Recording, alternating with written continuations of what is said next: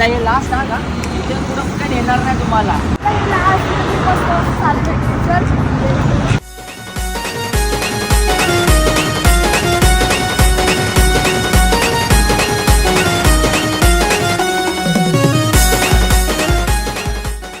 कशा साड्या बघायच्या? दादा आम्हाला लग्नासाठी साड्या बघायच्या, नवरीच्या आणि देण्या घेण्यासाठी. ठीक आहे बसा ना.